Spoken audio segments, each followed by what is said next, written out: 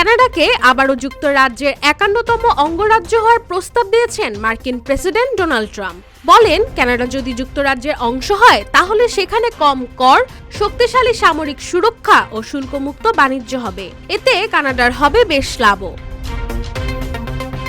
গেল রোববার নিজের সামাজিক মাধ্যমের এক পোস্টে ট্রাম্প লিখেছেন, আমরা শত শত বিলিয়ন ডলার খরচ করে কানাডাকে ভর্তুকি দেই। কেন?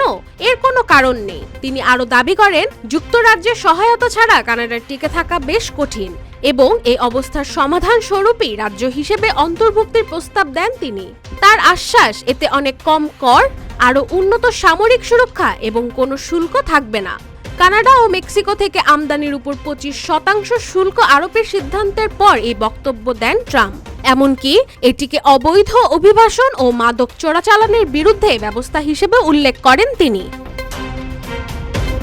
ট্রাম্প আরও স্বীকার করেন, এতে আমেরিকানদের কিছুটা ভোগান্তি হলেও তা দীর্ঘমেয়াদী উপকার বয়ে আনবে।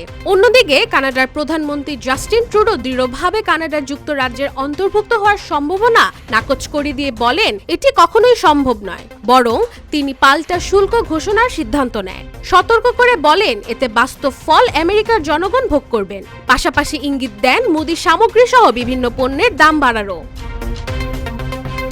এদিকে এর আগেও ভৌগোলিক সম্প্রসারণের ধারণা প্রকাশ করেছেন ট্রাম্প। হোয়াইট হাউসে ফিরে আসার পর তিনি আবারও গ্রিনল্যান্ড কেনার উদ্যোগ নিয়েছেন এবং জাতীয় নিরাপত্তার স্বার্থে পানাম খালের নিয়ন্ত্রণ নেওয়ারও কথা বলেছেন। তবে পানামা ও ডেনমার্ক সরকার তার এই প্রস্তাব স্পষ্টভাবে প্রত্যাখ্যান করেছেন। ডেস্ক রিপোর্ট, রূপালী বাংলাদেশ।